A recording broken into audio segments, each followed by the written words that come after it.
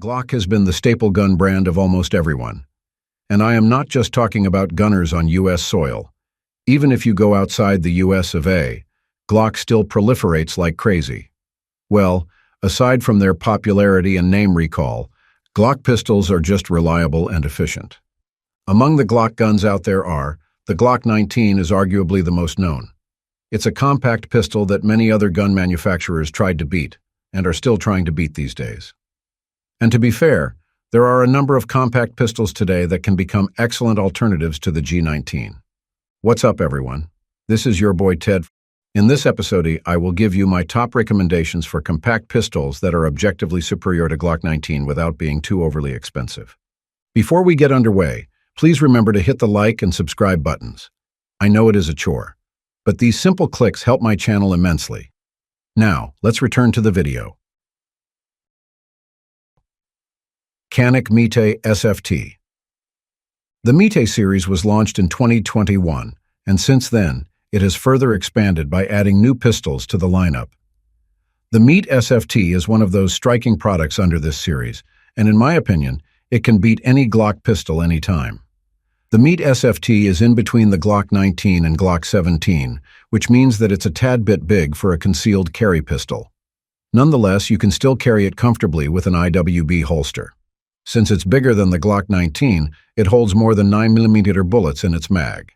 Its standard mag loads up to 18 rounds, while its extended mag gives 2 more shots. There are notable improvements on the Mite SFT as compared to its TP9 predecessor. It already has a new beaver tail, double undercut trigger guard, and flared magazine well. The first time I got to hold this pistol, I also immediately noticed that the front of its grip had better texturing already. It is already aggressive enough to maintain a solid hold. While the Mite SFT is definitely bigger than the Glock 19, I still like the fact that Canik ensured that its external controls, such as its ambidextrous slide stop, have a low profile. It has an angled rear sight as well, and this is an intuitive feature that lets you rack the slide with one hand. Speaking of the slide, it's already factory cut and is compatible with red dots that have Shield RMS, RMSC, or Trijicon RMRCC footprints. You can also customize this gun with weapon accessories, thanks to the inclusion of a Picatinny rail on its front. Plus, here's another thing you need to consider. While Glock guns boast an extensive aftermarket, Canik pistols, like the Canik Mite SFT, require no aftermarket purchases anymore. They just offer better value overall. H&K VP9 OR. Since the Glock 19 is already available in MOS configuration, it's actually justifiable to include an optics-ready variant of the VP9 here. In particular, the VP9 OR was introduced sometime in 2014. This one is a compact polymer-framed striker-fired pistol that features a 4-inch barrel and a full length of 7.34 inches, which is virtually similar to the Glock 19. However, this one holds more rounds than most of its competitors. For a mid-size pistol, it's actually loaded, with 17 rounds under its disposal. It is fashioned with a pretty nice factory trigger, and to be honest, it's one of its standout features. Similar to other modern striker-fired triggers, the trigger of the VP9 OR is slightly curved and bladed. Its pull weight is around 5 pounds, but feels lighter to be fair. It resets quickly too, and this allows anyone to actually shoot this German pistol properly. Reliability isn't an issue when it comes to the VP9 OR. It's able to handle different 9mm ammo with 0 malfunctions. However, I have to emphasize that it has some recoil if you don't hold the gun properly. Of course, the high carbon steel slide of the VP9 OR also adds to its overall functionality. The rear has polymer ears, while there are serrations engraved on its front and rear. These design details let gunners rack and manipulate the slide with relative ease. Even the cold hammer-forged barrel of the VP9 OR is pretty much over the top. It's manufactured from ordnance-grade steel, which is a signature feature of various H&K pistols. Sig Sauer P365 X Macro. The X Macro is one of the more popular iterations of the iconic P365, and ever since it was released, it has become a huge hit in the compact pistol market. So why would you choose the P365 X Macro over any compact Glock pistol? Well, it is smaller than the Glock 19, but didn't sacrifice its capacity for performance. Compared to the SIG P365XL, the X Macro holds a stunning number of 9mm rounds on its standard magazine. In particular, it holds 17 shots, which is 2 more than the standard magazine of the Glock 19, and even the likes of the SIG P320 and P226. That alone should make you contemplate how SIG was able to contemplate such a design. But of course, there's no sorcery in here. The X Macro was engineered to possess a wider and longer grip module, and this allows the gun to contain a double-stacked mag. Notably, the grip module is also fitted with an interchangeable backstrap, which should let you find the perfect fit for your hand size. Because of the larger grip that the X Macro possesses, it became easier to control than its predecessors. It even gives you a space where your pinky fingers can latch on, a feature not available on the original P365.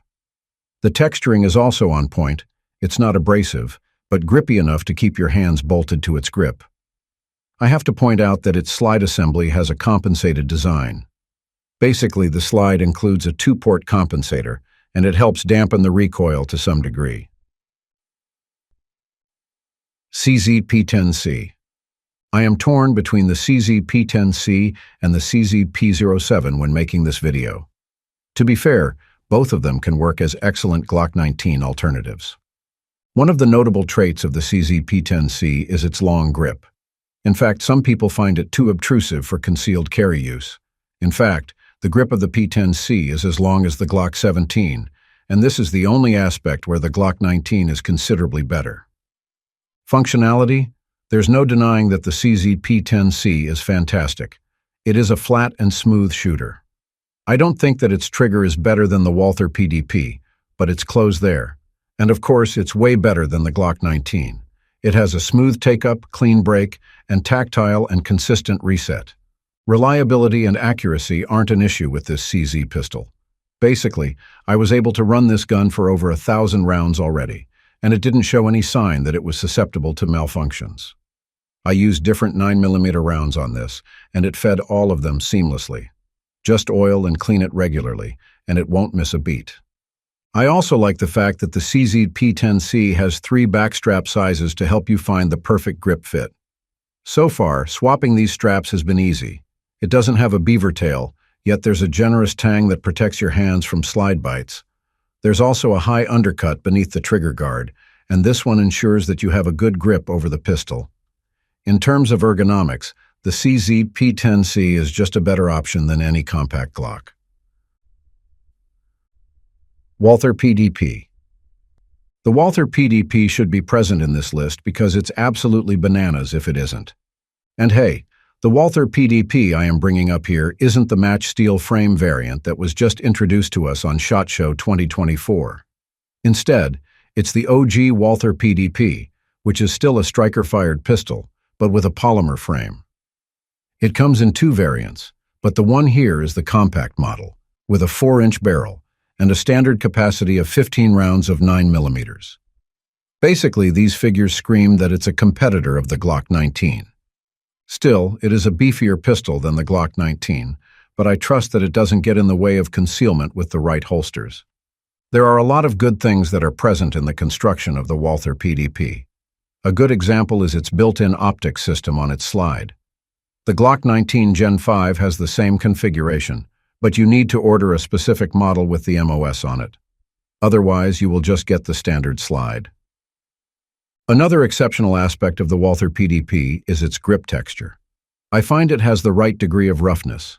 It's rough enough to make your hold stable, but never too harsh as well. It makes the gun easier to control and shoot. Plus, its trigger is just miles ahead of the trigger of Glock 19. Specifically, the dynamic performance trigger is a flat-faced trigger that offers a tactile reset. It's very smooth pulling, and for a striker-fired trigger, it doesn't feel like a striker fired at all. This trigger makes the gun extra accurate and reliable in the range or in actual combat. Thanks for watching. If you want to see more gun videos like this, just click the subscribe button and notification bell. Take care and stay safe.